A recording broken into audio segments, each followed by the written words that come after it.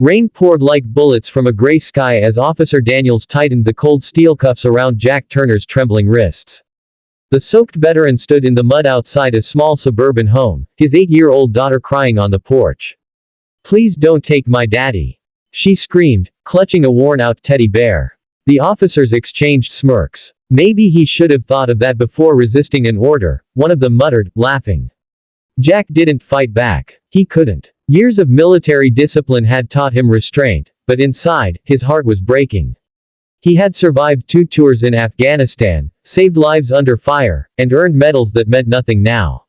What mattered to him was Emily, his little girl, and the small world they'd built together after her mother passed away. Everything fell apart when his landlord falsely accused him of assault after a heated argument over unpaid rent. Jack had lost his job at the factory due to downsizing, and when he pleaded for a few more days, the landlord called the police, twisting the story. When the cops arrived, they didn't see a struggling veteran or a father, they saw a suspect. In that moment, Jack's dignity was trampled under muddy boots and cruel laughter. The courtroom smelled faintly of old wood and arrogance. The prosecutor painted Jack as a violent man with anger issues rooted in his combat past. "This man," she declared, "is unstable.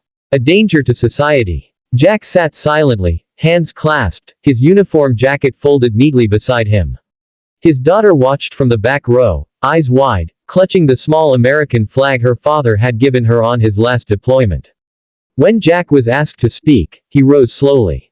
"Your Honor," he began, voice cracking, "I served this country for 15 years.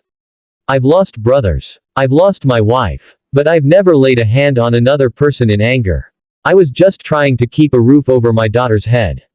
A few people in the courtroom shifted uncomfortably, but the judge seemed unmoved. The landlord smirked, thinking he'd already won. Then, the doors opened. Every head turned as a tall man in a decorated uniform entered the room, medals gleaming under the fluorescent light. The murmurs grew louder. "As that?" someone whispered. It was General Robert Sinclair, a 4-star general known nationwide for his integrity and leadership. He walked straight toward the bench, eyes cold as steel. "Your Honor," he said, voice deep and commanding, "this man is Sergeant Jack Turner, one of the finest soldiers I've ever had the honor to command." The judge blinked in surprise. "General, this is highly irregular, so is throwing away a man's honor because of ignorance," Sinclair interrupted sharply. He turned to face the courtroom. "Sergeant Turner saved 6 men in Kandahar. He carried them through enemy fire while wounded himself. I was there when he refused evacuation so his men could live. And now you treat him like a criminal for being poor." Silence filled the room, thick and heavy. The officers who had laughed before looked down, ashamed. The prosecutor's confidence wavered. The general's voice softened but carried weight. "This country promised to take care of its veterans. But every day, men like him are forgotten, judged, and broken. Not today." He placed a hand on Jack's shoulder. "Not him." The judge cleared his throat, visibly shaken. "Charges dismissed," he said finally. "Sergeant Turner, you're free to go." The courtroom erupted, not in applause, but in a collective exhale of guilt and relief.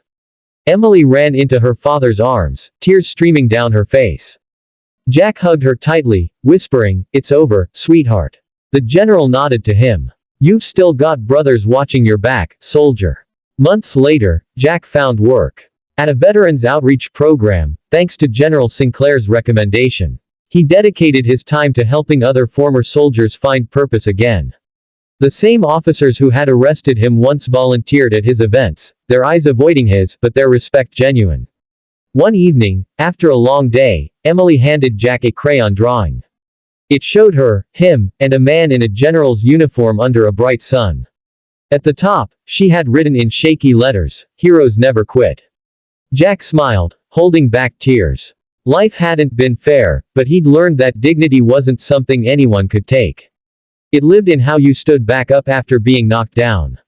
And as he tucked Emily into bed that night, he whispered a quiet promise to himself and to all who had ever been broken by the world: "We rise again."